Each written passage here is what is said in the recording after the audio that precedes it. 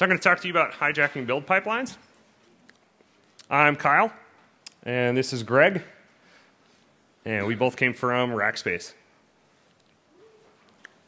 All right, so when I talk about build pipelines, I'm talking about your source control. So that'll be from GitHub, GitLab, Bitbucket, wherever you're storing your code, wherever devs are storing their code, depending on what side you're on. Your continuous integration, so running your tests. Are you running it on Jenkins? Are you running it on Travis? Do you just run it on your local box? Oh, what actually it is? Where are your tests running? As well as upstream sources.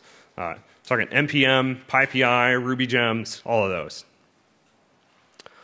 The reason that I care about this is that I work with a lot of open source software where we'll set up builds for that software, and anybody can contribute, anybody can push patches in, and so what sort of threat vector is that? Like, what can you do with that? What could be leaked? And so kind of the precursor here is that all real sites need secrets. I mean, you might need secrets for testing if you're deploying to production. You might need database credentials. You might need OAuth creds. It might be your cloud credentials, GitHub tokens, Twitter tokens, the actual SSH keys to get onto boxes. So you need to manage these secrets in some way. Not everybody does this appropriately, and credentials get leaked. Like if you do a simple search on GitHub for AKI-AJ, you'll find Amazon credentials instantly. Right? So I'm showing 1,071 results for just finding for that string. Right? So run infrastructure, do whatever, keep going. I think this is a problem with how people treat Git. Like you start up a new project, you run git add, everything goes in there. If you had any secrets encoded into the repository itself, it's there for the world to see the next time you git push. This even happens to people that know what they're doing. Rich Mogul gives a talk at Black Hat on working with the cloud and to do security appropriately, to set up your development environment appropriately, as well as lock down your instances and how you handle your keys. When he ended up looking at the account that got hijacked for him, what did he find running there? Right, so they didn't actually care about his running infrastructure at all. They just wanted some place to go mine for cryptocurrencies. So in this case, they pulled up really big, really big instances and just started spending his money. If you want to read more about that, you can go to bit.ly/mogul. He does a good write-up on what happened, what he ended up doing forensically to figure out like what they had done, how far they had gone, and then tried to go back through CloudTrail to figure out what they had access to and what else they tried to get access to. And it's not just in your GitHub credentials either. This isn't an Android file, sorry, the APK. If you look right here in the middle, there's their creds. Right, so every client that downloaded the app has access to their Amazon.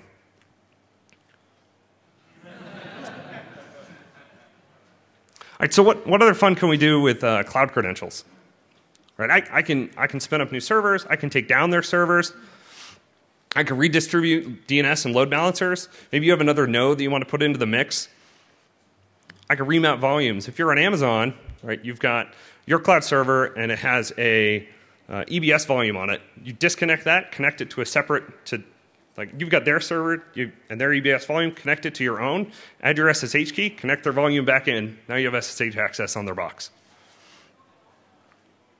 For OpenStack Nova, you can append your own key to the main key that they use when they spin up new servers, so that every time the authorized key file gets dropped, you get access to the new servers. So how do we find these keys to begin with? Like I was saying before for Amazon, you just search AKI-AJ, you find a list of keys, there it is. For OpenStack and the OpenStack providers, it's a little harder because they actually just use a hexadecimal key. So you end up having to look for what would it look like within the code itself. So in this case, OS password is what you'd see if they had it as an environment variable, if they end up setting it there, or if they have it in some config file. Right, so the results are really big here, but it could have come from a library. Same thing with Rackspace API key. We're looking at 3,000 results. And then API key, 305,000 results. But again, that could be the libraries too. It doesn't necessarily mean it's the actual API key. We have to do some amount of triage on top of that. And at least for GitHub, they only let you search for 1,000. You only get 1,000 results back. So you have to break it up. So let's say that we took the Rackspace API key and we were looking for language Python. Right? We can do it with the language and without the language. GitHub has their own search setup for doing this, so you can break out as many things as you want, as well as looking down particular paths and languages. So for this one, we get 420 for Python, and we get 8,303 for the rest. So when I was breaking these out, I ended up having to go through pretty much all the languages and break them into their own discrete bins. Right? Keep splitting.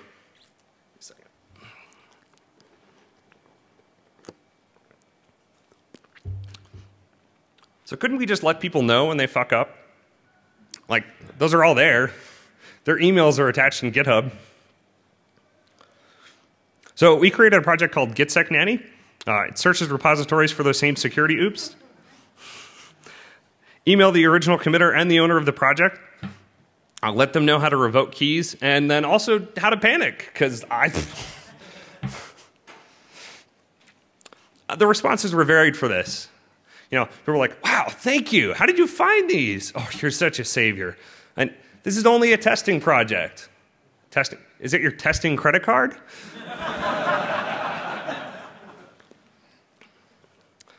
So far, I've found about 265 keys. I'm clearly going after one provider that I want to protect. There are certainly more out there to find. One of the biggest offenders for this were Rails developers. If you look in config initializer secret token.rb, it's got, usually you'll find your OAuth creds, there's actual keys for Rails itself. And this one's kind of infamous. There's a pull request out there that's never going to get accepted that just adds it to the git ignore so that it doesn't happen to people in the future. And the comment from Rails was, they're not going to do it in there because people shouldn't be doing it that way. Yeah. Right, so they're supposed to use environment variables. Like, that's the way you're supposed to develop an app. That's how you're supposed to deploy it. Anyway. So we have to do it the right way if we're doing a security checker. This isn't my security checker. I just noticed this like last week. So Danny Greenfield here, he got a message back. You can't read that. Enhance. There we go. All right. So they said they've confirmed this possibility by manual inspection, and then there's the secret. I don't think they inspected that. All right, so that's it for secrets. But what if you actually need secrets for testing? I mean, it's not like you can live in a vacuum where your code never touches anything. You're not going to build you're not going to build any real web infrastructure with that. One option is Travis CI, and I'll get into why in a second. First, so Travis CI is great for open source. It's free for public repos. You pay for private. You just do a git push. It hits a webhook, and then it'll send out tasks to go run your build and let you know whether or not you had success. It has a lot less control than Jenkins, but it's super simple. Like this is the definition for a Travis YAML. You set up your language. Here we're doing Python. We do 2.7. We have some, before the install, we have some steps, as well as the installation, and then what script to run.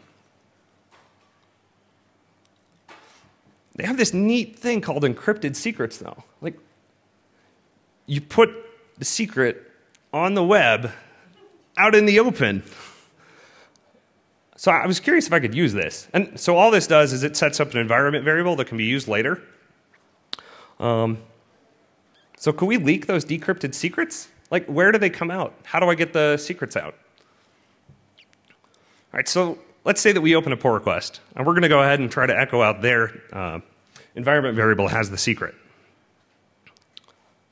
Oh, nothing. What? All right, so Travis, the keys used for encryption and decryption are tied to the repository. If you fork a project and add it to Travis, it will have a different pair of keys than the original. All right, so what that's saying is, if you make a repo, it gets one key. Somebody forks your repo, they get a totally separate key. right? So they could run their own secret stuff that they're running off of their own fork, so that they can do testing. But then only the stuff that's on master will get tested with the original keys. Nice. So let's say we merge that pull request. The secret message then comes in. Just drink. Right, so your only barrier here is code review. And the fact that you have to trust Travis. I mean, at some point, Travis is decrypting your secrets, and they have the keys, so you have no idea. But those guys drink good coffee and live in Berlin, so I assume they're great.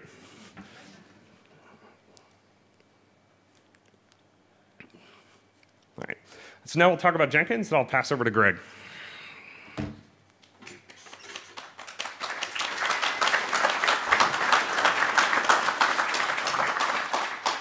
Thanks, Kyle. So for those of y'all who aren't familiar with Jenkins or you're not DevOps gurus, Jenkins is a continuous integration and deployment suite used for not only functional testing, but also deployments to production.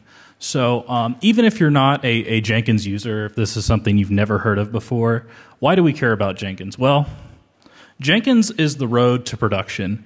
If there is a Jenkins server, at the end of that pipeline is either a repository that multiple servers are using, or a production server with data we're stealing. So the normal interaction with Jenkins is hipster developer pushes some code to GitHub, and Jenkins is notified via webhook that there is some code ready for testing. What we want to do is masquerade as hipster developer so we can push code to production servers or repositories and compromise them. So let's say that hipster developer makes an oops. He either commits his cloud credentials, which have an OAuth token in them, or he commits his GitHub token directly to his code repository. We're kind of off to the races, right? So if there is a repository at the end of that pipeline, all we do is we propagate vulnerable code that we can scan for, and then pop every single server. Yeah, and the mic. And so you can pop every single server that's using that repository. Stand back a little further. You can talk from a distance. Can y'all hear this? Yeah. No shit. Okay. So what's the other option, right? The other option is instead of a repository, there's a server with information that we want to steal and sell. So one thing you can do is propagate things for persistence, like think reverse shells or things of that nature. The other option is to try and extract the secrets that Jenkins has out of the build. So there's two different ways to manage environment variables in Jenkins. Either you throw them directly in the configuration, or you're using the credentials plugin, but at runtime, they all boil down to actual environment variables. So both plugins could possibly be leaked if you could sneak something like this into the code. So the goal of this script is to print the environment variables and then phone them home to a server. And no problem. So that's kind of cool, but that'll only give you one server. You know what's really cool is compromising multiple servers. So how do we do that? We target the Jenkins install directly. So for my testing, I was using the Jenkins database library, or Jenkins user management for authentication. Jenkins is like widely configurable, so you might not run into this unless you use that exact authorization to replicate this. But so I was curious about how Jenkins actually decided to manage its users, and it boils down to this file called config.xml. And here's what it looks like. You'll see that there's a username, a hashed API token, and a hashed password. So what caught my attention is they're using JBCrypt. And so I did some more digging, a lot more digging. all the way down to this file called Hudson Private Security Realm. And what you'll see is how Jenkins is actually encoding and storing passwords. Now, there's nothing really wrong with this, except that it's really easy to duplicate. So using this 3-line Java code, we can create hashes that are passable to Jenkins. But so now we have to figure out a way of how to actually pass those hashes and get them installed on Jenkins. So what if we had something like this in our build? The goal of this code is to locate the config files for all users and attempt to replace all hashes to a password of our choice. Let's find out. So over here is my Jenkins server. And to show that I'm not cheating, I need a password. Anyone? Admin? That'd be a good guess. So admin clearly doesn't work, right?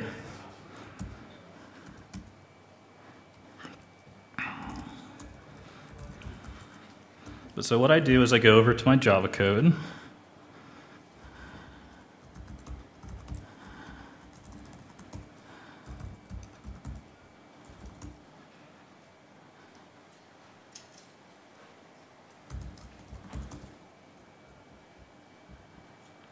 And we get back a bcrypt hash.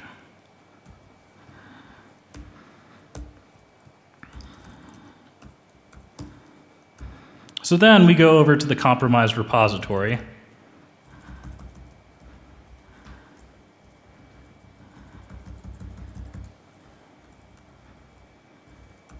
And we throw this in our code. Is that right? Cool.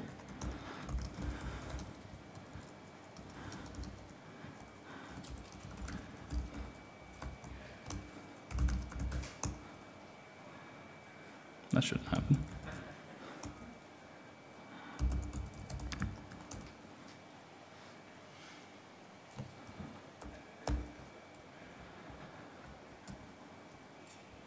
And so if we go back to the Jenkins instance, we'll see that our project is now building, or it's queued to build. And it's building, building. Oh, Jetty's restarting. This is familiar.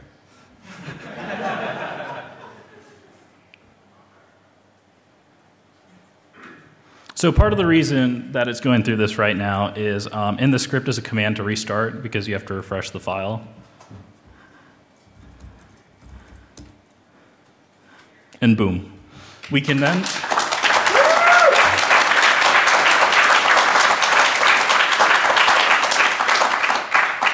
So from there, it's really simple, right? All you have to do is go and change the deploy scripts and propagate them through.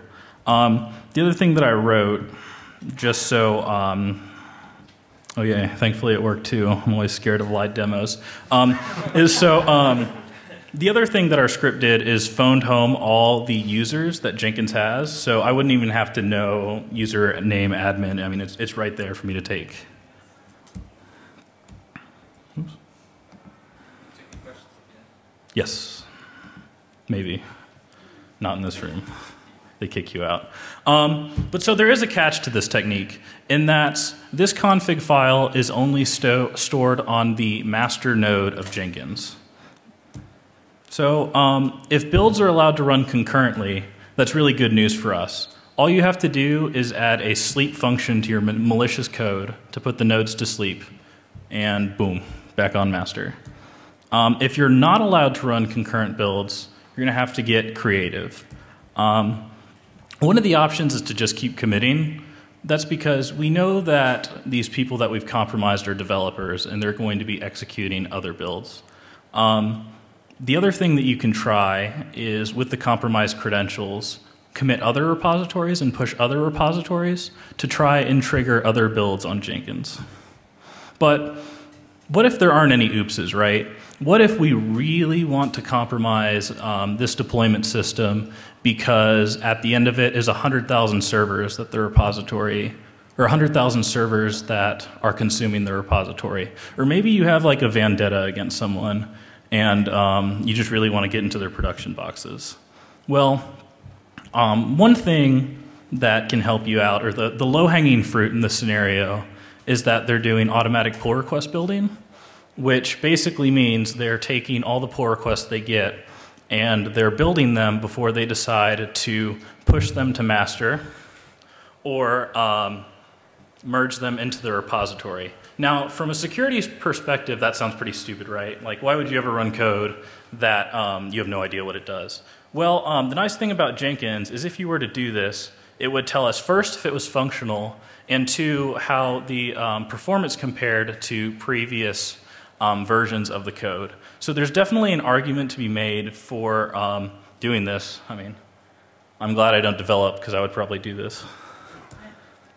The other options, though, is that you hit the gate.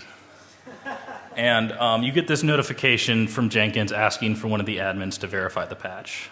So if you're not going to give up, and no one likes to give up, you essentially have two options. You have to try to be sneaky or thwart the gate. So being sneaky is nothing really new. You either have to, A, obfuscate your vulnerability, or two, make it so small that it goes by unnoticed. And it can be as simple as yank paste for the Vim camp. This is the iOS SSL verified signed server key, and you'll notice there's an extra goto fail that causes it to fail. So thwarting the gate. Unless our users have reconfigured the webhook that we originally talked about, so the entire process, right, Jenkins is notified that there's code to test via a webhook from GitHub. It's always, or it's by default configured to be at GitHub-webhook on the Jenkins server. And how the process is kicked off is a simple post request. So if you can forge that post request, you can beat the gate and cause a trigger and compromise the Jenkins server and all things attached to it. The worst case scenario, right, is let's say that there is no continuous integration, there is no deployment systems, it's just a repository that you want to compromise. Sneak in your code, hope no one sees it, and it might propagate. So real quick, I'm going to do the quickest overview ever on how to secure your Jenkins server. Bonus round. So disable anonymous access, take code review seriously, gate your deploys, use a random port for slave communications, disable executors on master, change your webhook from the default URL, and it's that easy.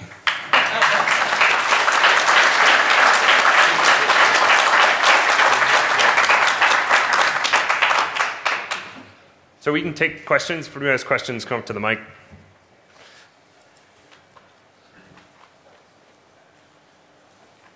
This is kind of tall.